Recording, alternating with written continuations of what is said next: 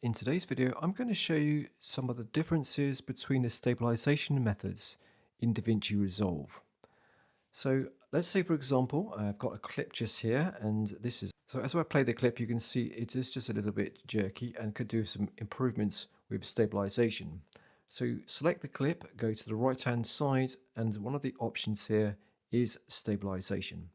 Now, when you switch this on, you have a few different options available to you. In the mode here, we have perspective, similarity, and translation. So what really is the difference between these three methods? Well, basically the perspective one is kind of the default, but it is the most aggressive way of being, or most aggressive algorithm compared to the other two. So for example, in the perspective, it's, if you imagine like a sort of a gimbal, it can correct stabilization in all the axes, whether it's like left to right, up and down, and also if the camera rotates. And then we move on to the next one, which is similarity, which can do the same sort of actions, but it's not quite so aggressive as perspective. Then we have translation. So translation, it can only cope with the motion in the either left to right or up or down. It won't handle if the camera kind of rotates while it's moving. So it really depends on which method to use, depends on the motion inside your shot. So on this particular example here, we are moving kind of left to right in this shot.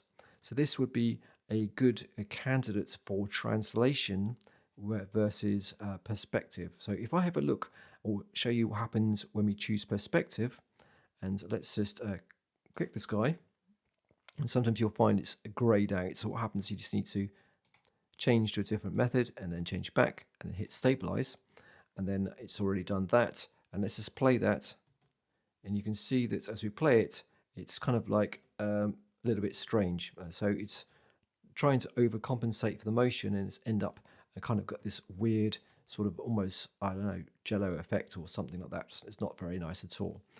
So what we can do instead is, because it's left to right motion, we can choose the least aggressive one, which is the translation at the bottom here.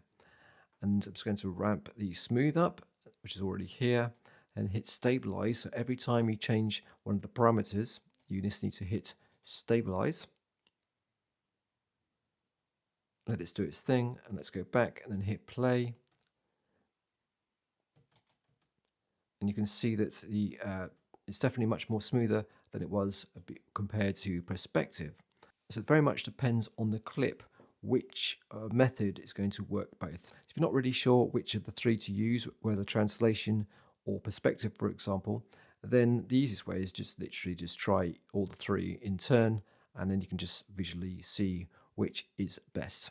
You'll find, of course, that if you ramp up the cropping ratio and the smoothness, let's say, for example, we bring this up, it's going to be smoother, but you're going to lose some of the edges of the frame because it's having to crop the picture. But if that's not that important for you, then I suggest you ramp up the cropping ratio and the smooth ratio to get a smoother, more stable shot.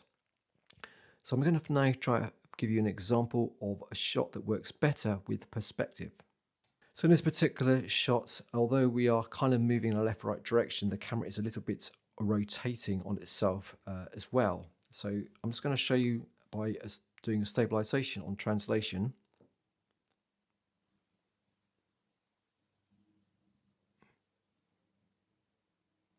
Let's give that a play and see what it looks like in translation. And you can see it's a little bit like not that much better than the original.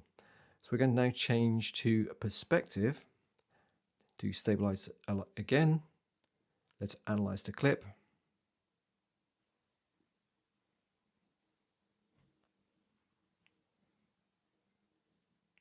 Come back, hit play.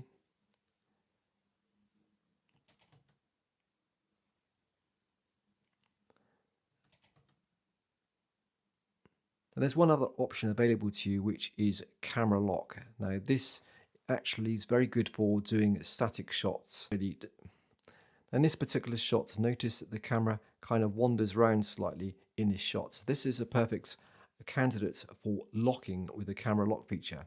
So we do is we just hit stabilization, and then it doesn't really matter what we choose here. We could choose perspective or any of the other options, but the most important thing is we click camera lock and then stabilize.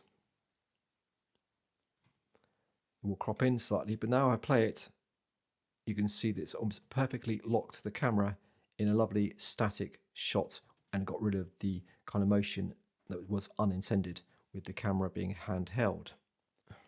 Okay guys, that's a quick overview on the stabilization features in DaVinci Resolve. Hope it's useful, and of course it is, don't forget to give it a thumbs up, and I shall see you soon on another video.